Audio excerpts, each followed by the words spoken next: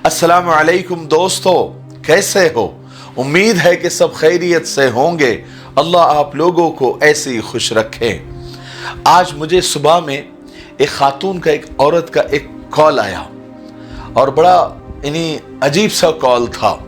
बहुत सारे कॉल तो आते रहते हैं फैमिली मैटर्स के, लेकिन ये कॉल ऐसे आया कि वो मैंने व्हाट्सएप पर उस औरत का मैसेज पढ़ा कि मुझे कुछ अपना मसला बताना है और मैं सिर्फ आपके 5 मिनट लूंगी, गिनकर, उससे ज्यादा नहीं।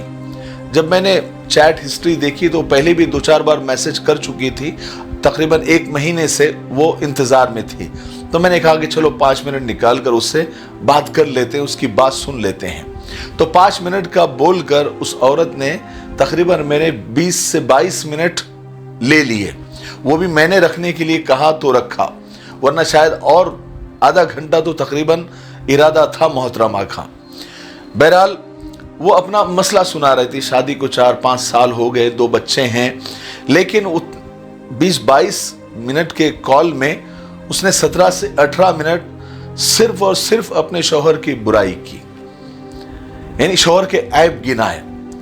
वो दोनों साथ में ही रहते थे और छोड़ना भी नहीं था उसको, लेकिन शौहर से मुतालिक उसके दिल में बहुत सारी बातें थी कि हजरत वो खर्च बराबर नहीं देते हैं, कम देते हैं, घर में पर्दे अच्छे नहीं हैं, घर में फर्नीचर अच्छा नहीं है, घर में दरवाजे ठीक नहीं हैं, किचन में सामान कम है, वो हमें घुमाने के लिए लेकर नहीं जाते, वो हमें डिनर लंच के नहीं बाहर लेकर नहीं जाते, और घर का खर्च भी कम देते हैं, और हमारे पास कपड़े ढंग के नहीं है, कोई मेहमान आता है तो वो बड़ा बुरा फील करता है, हम किसी के यहाँ मेहमान बनकर जाते हैं। तो यानी इस तरह की बहुत सारे ऐब उसने गिना दिए। हालांकि 4-5 साल हो गए थे शादी को, 2 बच्चे भी हो गए, लेकिन उस बेचारी खातून को पूरे 5 साल में 2 बच्चे भी हो गए, लेकिन कोई अच्छी बात उसने सुनाया ही नहीं। चलो बंदी बात करते करते कि अगर 10 बुराइयां भी कोई कर रहा हो तो एक इंसानियत के नाते, एक रिश्ते के नाते 1-2 अच्छाई भी सुना देती कि मेरा शौहर के अंदर ये अच्छी बात है, मगर ऐसा है, मेरे शौहर के अंदर ये बड़ी खूबी है, लेकिन ये भी है, ऐसा तो भी कम से कम बैलेंस करता है कोई ना कोई। लेकिन ये खातून अपने शौहर की बुराइयों के मामले में 1 साइडेड थी, सिर्फ उसने बुराइयां ही सुनाई। अब पता नहीं उसका शौहर कैसा, मेरी तो कभी बात हुई नहीं, और जब तक मेरी दोनों मियाँ बीवी से बात नहीं होती, यानी दोनों पार्टियों से बात नहीं होती, मैं किसी के बारे में फैसले नहीं कर सकता या किसी को सही गलत नहीं ठहरा सकता। बहरहाल उस खातून को मुझे जो समझाना था, मैंने और 5-10 मिनट लिए और उसको समझा दिए। और जो किस्सा मैं आपको सुना रहा हूं अभी, क्योंकि उससे बात करते करते ये किस्सा मुझे याद आ गया था, तो मैंने उसको तो सुना दिया, वो किस्सा मैं आपको भी सुना रहा हूं।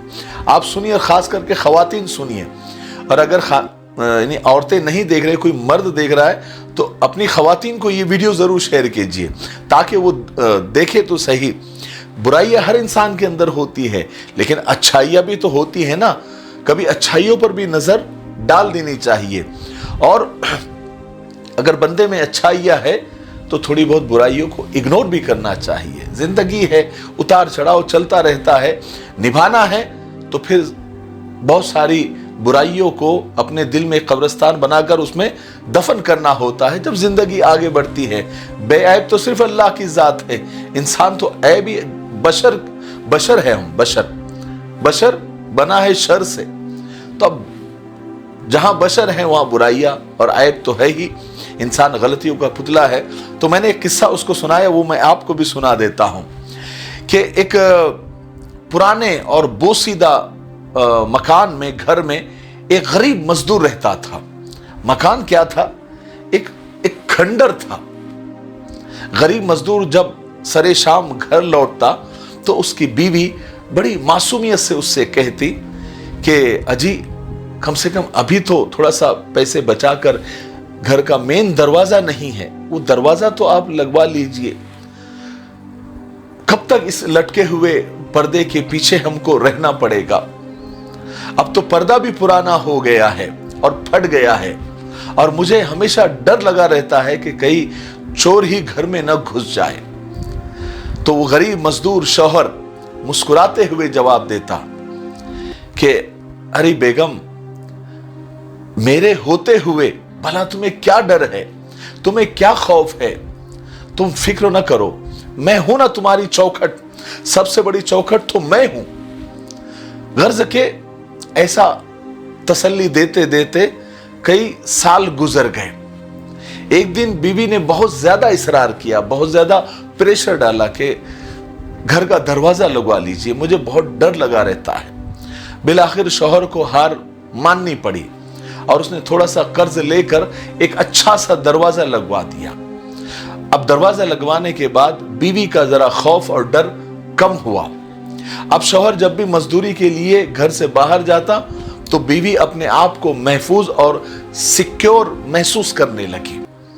अभी कुछ साल ही गुजरे थे कि अचानक उसके शौहर का इंतकाल हो गया और यूं घर का चिराग बुझ गया। अब औरत घर का दरवाजा बंद किए पूरा दिन कमरे में बैठी रहती।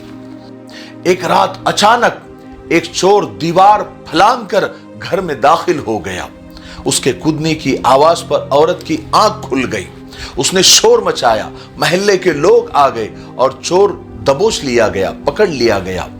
जब देखा तो मालूम हुआ, सारे महल्ले को मालूम हुआ, उस औरत को भी मालूम हुआ कि चोर और कोई नहीं बल्कि उनका पड़ोसी ही था।